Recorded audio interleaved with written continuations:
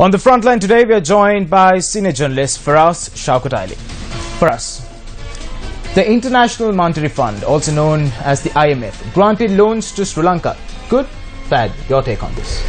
Before I can answer that question, Joel, sorry, I noticed these awards. It's absolutely marvellous that Newsfirst has swept the boards. Indeed, yes. And I feel rather humbled seated next to an award-winning anchor. So well done.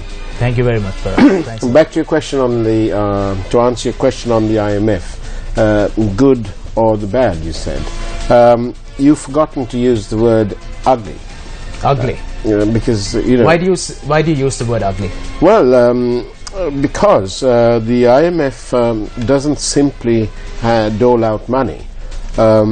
It comes out with various conditions attached to it. So there is an element of conditionality. And some of those conditions include, for example, price controls. And for the IMF expects the government to spend less and collect more money. And we can see that happening with some of the taxes and so on that have been raised. The VAT is causing great consternation. And some of these taxes, when they're raised, for example, a three-wheeler is now costing just under ₹1 million. These is all part of the conditions attached, which means that the government have to raise more funds, more revenue. So in that respect, it isn't exactly good. It's difficult. But for us, in the previous regime too, we saw the IMF granting Sri Lanka loans, and this time too, in this government also, we are receiving loans from the IMF. What's the difference? The difference is this.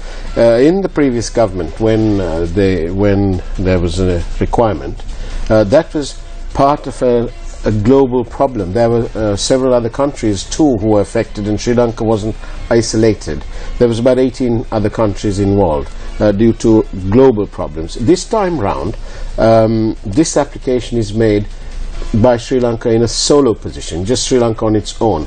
Therefore, the balance of power is that the IMF have the upper hand. In the last government, the last government is able to convince the IMF that their policies would be better under those current circumstances. The fact that they granted that money and that we are here today is testament to that. For us, we just do not receive just a couple of thousands of rupees. When it's a loan which we receive, it's a huge sum of money. What is the government going to do with all this? Well, to start with, this $1.5 billion that has been approved by the executive board of the IMF, it's coming in tranches. I think the first tranche is around 200 million. We must bear in mind that we owe the Indians on a swap arrangement of approximately 700 million.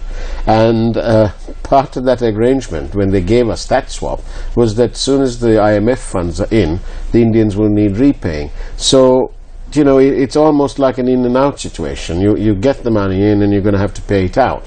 For us, is it us who will be burdened by this? Well, it's always the people who have to pay in the end. But, you know, it doesn't mean that we mustn't borrow money. We have to borrow money. But quite frankly, if we are to be compliant with the IMF conditions, then we're going to have to perhaps change the way the entire dynamics of the economy.